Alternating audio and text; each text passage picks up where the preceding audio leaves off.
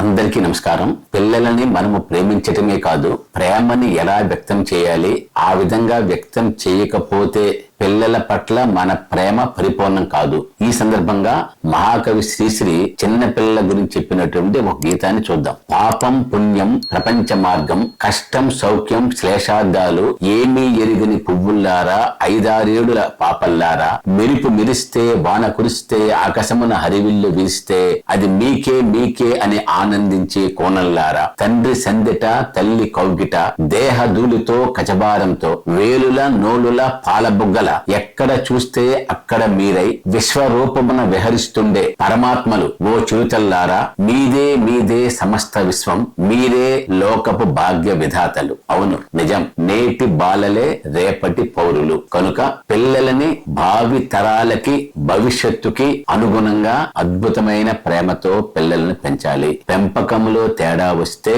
మన భవిష్యత్తే కాదు, దేశ భవిష్యత్తు కూడా ఆందోళన పదంలో పడుతుంది. దీనికి ఈ రోజున మన సమాజంలో వ్యక్తులు వ్యవహరిస్తున్న తీరే ఉదాహరణ. దీన్ని పురస్కరించుకొని పిల్లల ప్రేమ గురించి, తల్లిదండ్రులు పిల్లలని ఎంత అద్భుతంగా ప్రేమించాలి, ఆ విధంగా ప్రేమించకపోతే పిల్లలకు సంబంధించిన బాధ ఏ విధంగా ఉంటుంది అని తెలియజేసేటువంటి ఒక అద్భుతమైన చిన్న కథని మీకు వినిపిస్తాను. Dale Carnegie how to win friends and influence people అనేటువంటి పుస్తకంలో రాసినటువంటి చిన్న కథని మీకు చదివి వినిపిస్తాను. ముఖ్యంగా కొడుకు ప్రేమను అర్థం చేసుకోనటువంటి తండ్రి ఆ తరువాత పశ్చాత్తాపంతో కొడుకు గదిలోకి వెళ్లి ఎటువంటి పశ్చాత్తాపాన్ని వ్యక్తం చేస్తున్నాడు అనేది ఈ కథలో మనం చూడవచ్చు. బాబు విను, చెయ్యి బుగ్గ కింద పెట్టుకుని రింగులు తిరిగిన బంగారు ముంగిరులు నుదుటిని అద్దుకునుండగా నువ్వు నిద్రపోతుంటే నేను అంటున్నాను, నీకో విషయం ఇప్పుడే చెప్పాలని నేను నెమ్మదిగా నీ గదిలోకి ఒంటరిగా వచ్చాను. కొద్ది నిమిషాల క్రితం లైబ్రరీలో కూర్చుని పత్రిక చదువుకుంటూ ఉండగా పెద్ద తప్పు చేసిన భావన నన్ను ఉప్పెన్నలా ముంచెత్తింది. అపరాధం చేసిన ఆ భావనతోనే నేను నీ మంచం దగ్గరికి వచ్చాను. బాబు, నేను కొన్ని విషయాలు మనసులో అనుకున్నవి నీకు చెప్పాలి. నేను నిన్ను కోపడ్డాను. స్కూలుకి వెళ్ళటానికి బట్టలు వేసుకుంటూ నువ్వు తువ్వాలతో ముఖాన్ని పైపైన తుడుచుకున్నావని కోపగించాను. నీ జోళ్లు శుభ్రం చేసుకోలేదని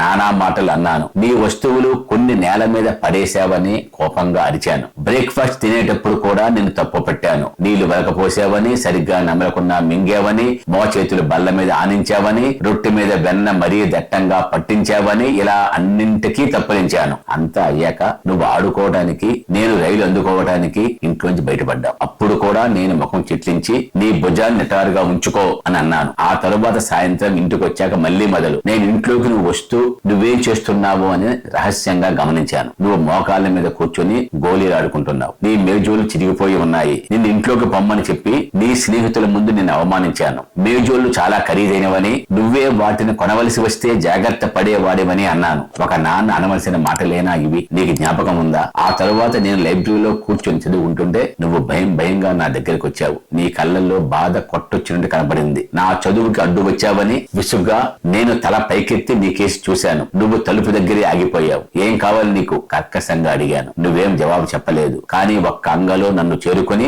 నా మెడ చుట్టూ చేతులు వేసి ముద్దు పెట్టుకున్నావు. నీ బుజ్జి చేతులు నా మెడను గట్టిగా వాటేసుకున్నాయి. నీ చిన్ని గుండెలో ఆ వైనం నింపిన ప్రేమ నేనెంతగా నిన్ను కోప్పడినా వాడిపోనే లేదు. మరుక్షణం నీ అడుగుల చప్పుడు మెట్ల మీద నుంచి వినిపించింది. నువ్వు వెళ్లిపోయావు. బాబు, కొద్దిసేపట్లోనే నా చేతిలోని పేపర్ జారి కింద పడింది. ఉన్నట్టుండి విపరీతమైన భయం నన్ను చుట్టుకుంది. అలవాటనేది నన్ను ఎలా మార్చేసింది. తప్పు పట్టడం అనే అలవాటు, తిట్టడం అనే అలవాటు. నా కొడుకువైనందుకు నేను నీకిచ్చిన బహుమతి ఇది. నాకు నీ మీద ప్రేమ లేక కాదు, ఒక పసివాడి దగ్గర నుంచి నేను అతిగా ఆశించాను. నా వయసుని కొలమానంగా తీసుకుని నువ్వు ఎలా ఉండాలో అంచనా వేయసాగాను. నీలో ఎంతో మంచితనం, నిజాయితీ, ప్రేమ ఉన్నాయి. నీ చిన్ని గుండెలో ఉన్న ప్రేమ కొండల వెనక నుంచి తొంగి చూస్తే ఉదయం అంతా విశాలమైంది. నువ్వు ఎంతో సహజంగా పరిగెత్తుకుని నా దగ్గరకు వచ్చి నన్ను ముద్దు పెట్టుకుని గుడ్ నైట్ చెప్పడంలోనే నీ ప్రేమ ఎంత గొప్పదో తెలిసింది. బాబు, ఈ రాత్రికి ఇంతకన్నా నాకేమీ అక్కర్లేదు. నేను ఈ చీకట్లో నీ మంచం దగ్గరకొచ్చి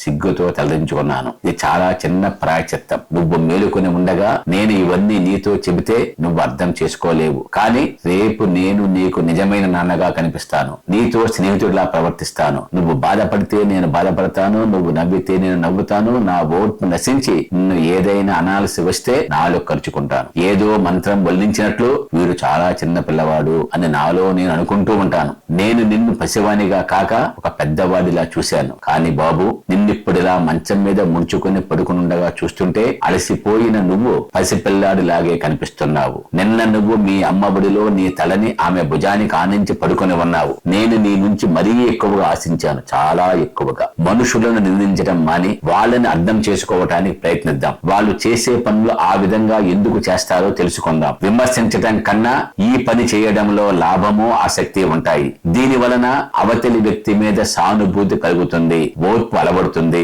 దయతో వ్యవహరించడం అలవడుతుంది. అంతా తెలుసుకోవటం వల్ల అంతా క్షమించగలుగుతా. డాక్టర్ జాన్సన్ అన్నట్లు దేవుడు కూడా చివరి రోజు వరకు మనిషి మంచి చెడ్డల్ని బేరీజు వెయ్యాలని అనుకోడు. మరి మీరు నేను ఎందుకా పని చేయటం? విమర్శించకండి, నిందించకండి, ఫిర్యాదు చేయకండి. కాబట్టి అద్భుతమైనటువంటి తండ్రి ఆ ప్రేమని వ్యక్తం చేస్తూ నిజమైన తండ్రిగా జీవించాలి అనుకోవటమే అద్భుతమైన మార్పు. కాబట్టి మీరు అలాంటి తండ్రి కాకూడదు అని, పిల్లలు పిల్లలుగానే ఉంటారు, పిల్లలుగానే వ్యవహరిస్తారు, వారి నుంచి ఎక్కువగా ఆశించవద్దు అని మీ అందరికీ తెలియజేస్తూ పిల్లలందరినీ వాళ్ళ బంగారు భవిష్యత్తు వైపుకు మీరందరూ ప్రేమతో తీసుకువెళ్లాలని కోరుతూ థ్యాంక్ యూ.